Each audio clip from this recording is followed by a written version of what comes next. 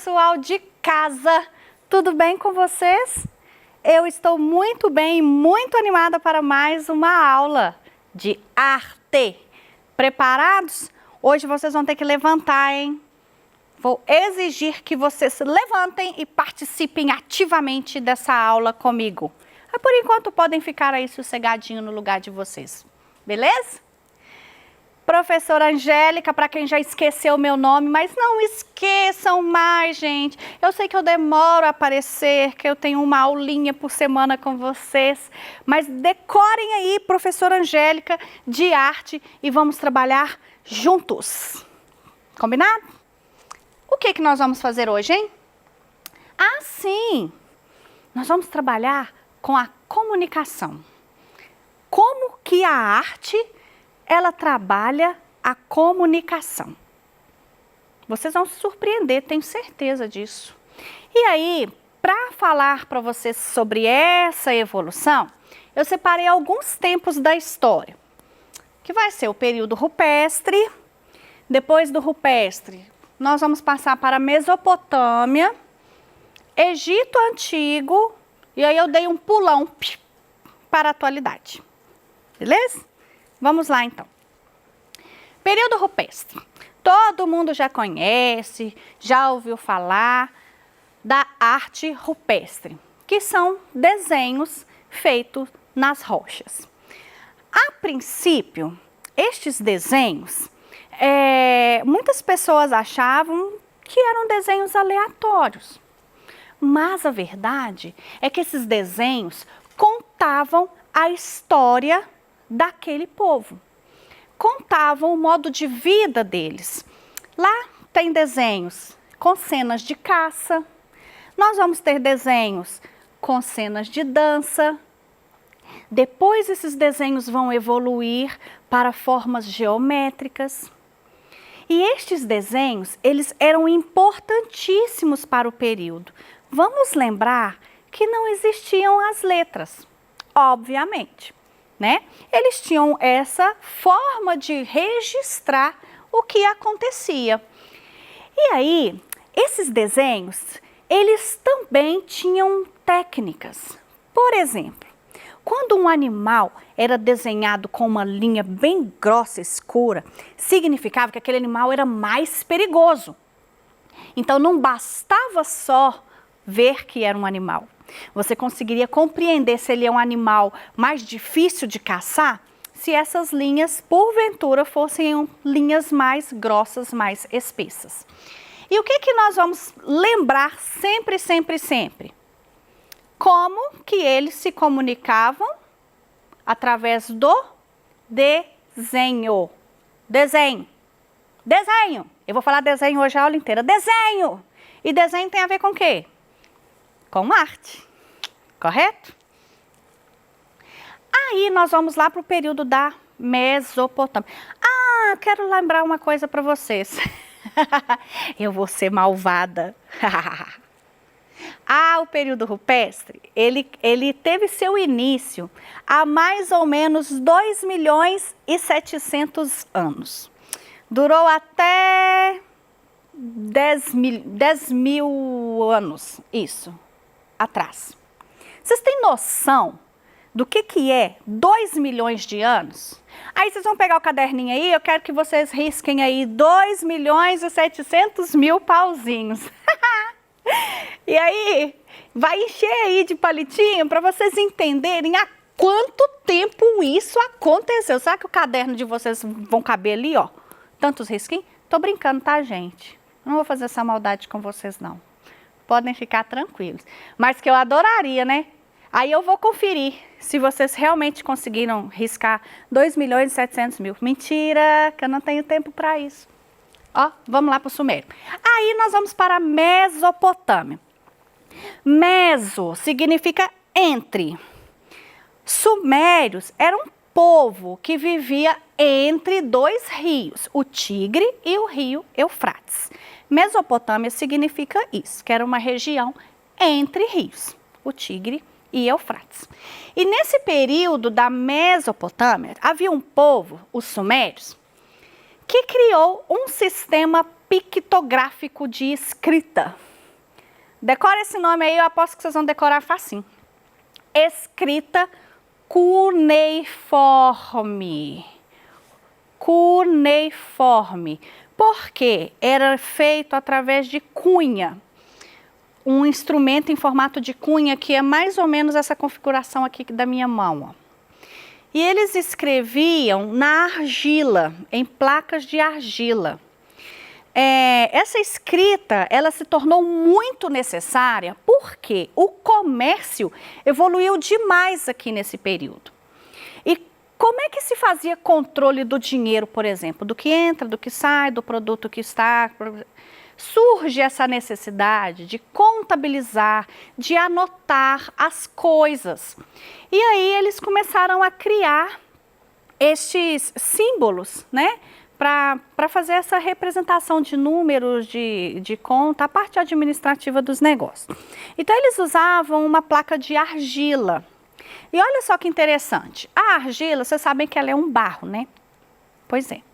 E aí eles faziam as formas, tinham muito, não sei se mais de 6.500 símbolos, né? Que eles conseguiam formar com essa cunha, eram muitos símbolos.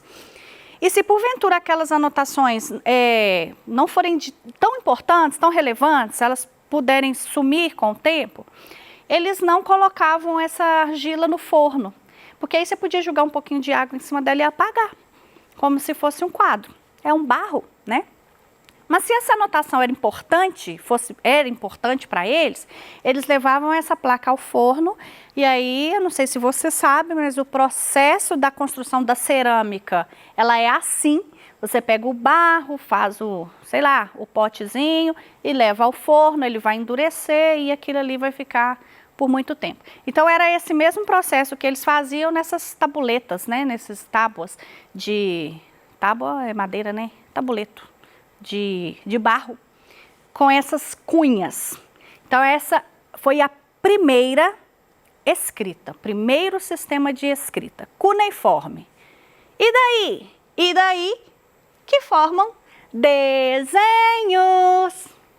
Na arte rupestre era o que mesmo? A comunicação através de desenho.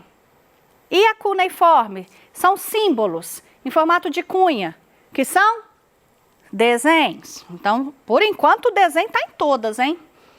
E você sabia? Eu não sabia, não. Aliás, eu sinto tanta falta disso, de vocês trocarem ideias comigo, de me comunicar o que vocês sabem, o que vocês conhecem sobre o assunto que a gente está trabalhando. Dê um jeitinho aí, gente, manda mensagem, conversa comigo. Professora, eu já vi isso, eu conheço isso é importante para mim. Eu também aprendo, sabia, com vocês? E muito. Então, eu pesquisei e descobri que paleografia é a ciência que estuda as escritas antigas. Diz que essa escrita aqui era uma das mais difíceis de compreender. Nós temos o paleontólogo, né? Que estuda os fósseis, os arqueólogos, que estudam a sociedade, a cultura de um povo antigo, e também nós vamos ter pessoas específicas só para estudar a escrita.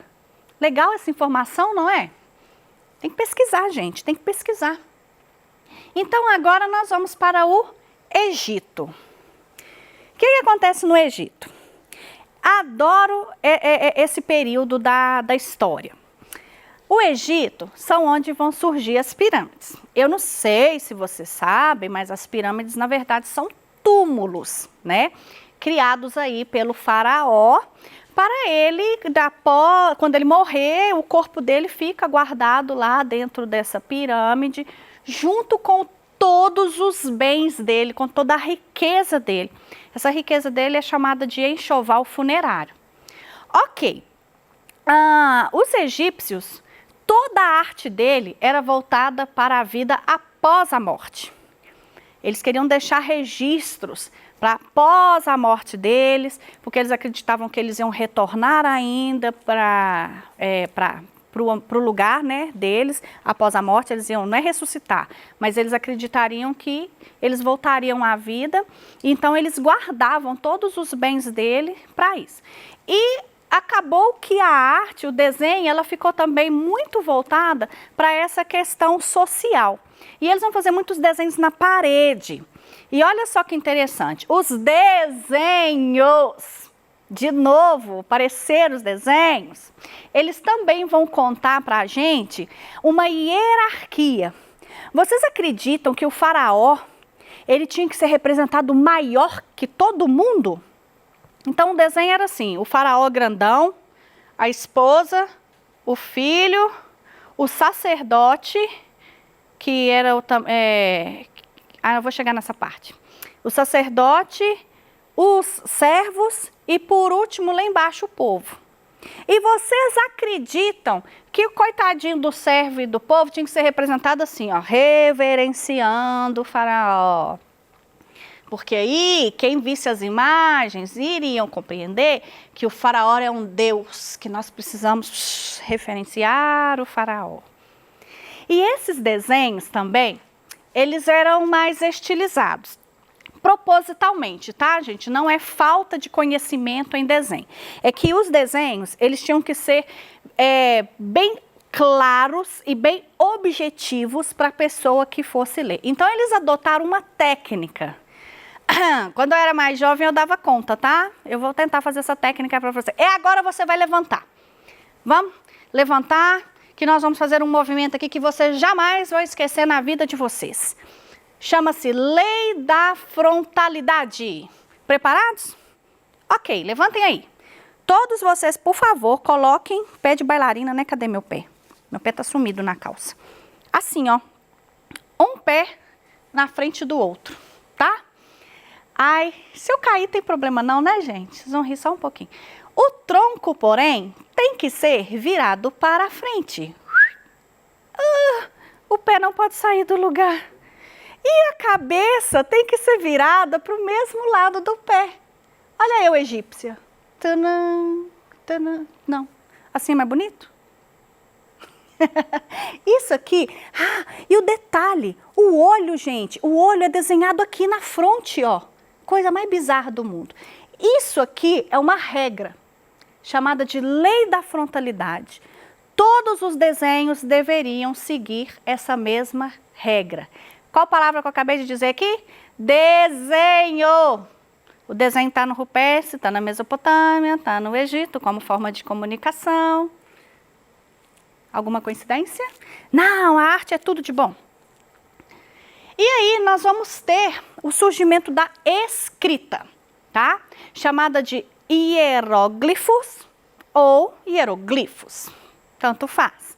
Esses hieróglifos, eles só poderiam ser escritos por pessoas da alta, tipo sacerdotes, só eles poderiam ter domínio dessa escrita, que, por sua vez, era feita através de desenhos. Ai, tudo é desenho, tudo é desenho. Desenho é uma linda forma de comunicação. E vocês sabiam que esses desenhos que comunicam, nós podemos chamar de pictograma. Exatamente. Desenho ou signo de uma escrita pictográfica. Desenho esquemático. Ele é um desenho para que qualquer pessoa possa compreender um fato ou alguma situação ou algum objeto sem a escrita. É aquela questão do não verbal, se lembram? Pois é. Então, o pictograma, ele vai ter essa característica de ser uma comunicação visual rápida, de rápida compreensão. Observe essa imagem aí na tela, por favor. O que esse carinha está fazendo? Sim, estou ouvindo, é isso mesmo, ele está esperando o ônibus. E como é que vocês sabem que ele está esperando o ônibus? Porque tem um desenho, professora, do ônibus na placa. Pictograma. Então, a pessoa precisa ser alfabetizada para compreender que aqui é uma parada de ônibus? Não, ela não precisa. E assim nós teremos no nosso dia a dia N símbolos, tá? para nos informar rapidamente. Aqui nós temos símbolos de atletismo, né, de Olimpíadas. Então nós já sabemos que aqui é um ciclista, aqui um homenzinho fazendo arco e flecha. São desenhos de rápido entendimento, de rápida visualização. Né? Nós vamos ter também os importantes, né, gente, de sinalização de perigo. Apareceu um desenho em vermelho, fica atento que pode ser perigoso. Então, os sinais de trânsito, né, o pare, o Ezinho cortado, que é proibido estacionar, tudo isso são pictogramas. E olha o nosso pictograma atualíssimo. Emoji, eu não sei falar isso não. Emoticons. Depois vocês me corrigem lá, tá? É isso que eu quero que vocês compartilhem isso aqui, ó. Muito da época de vocês. Eles são considerados também forma de comunicação. E cá pra nós, alguém hoje vive sem os emojis? Eu adoro. Você quer falar que você tá com raiva, você manda a carinha vermelhinha lá e resolve todo o nosso problema. Mas há uma diferença entre os emoticons e os emojis. Antes de surgirem esses gráficos, né, em 3D, surgiu primeiro os emoticons feitos com sinais de pontuação. Vocês já enviaram assim? As carinhas vêm de lado. Aí coloca a barra, parênteses, e eles vão formando ali expressões, né? Eles formam expressões. Isso foi uma invenção de um japonês. Por isso nós vamos ter alguns emojis meio esquisitos. Exemplo, o cocozinho. O cocozinho, ele é tão fofinho, não é? Ele tem uma carinha sorridente. E aí a gente fica usando o cocozinho. Toda vez que alguma coisa dá errada, você manda um cocozinho. Mas você sabia que o cocozinho, para os japoneses, ele significa boa sorte? Por isso que ele é um cocozinho feliz. Eu tenho um chaveiro de cocozinho. Nem sabia que eu tinha um símbolo de boa sorte. Isso é legal, não é?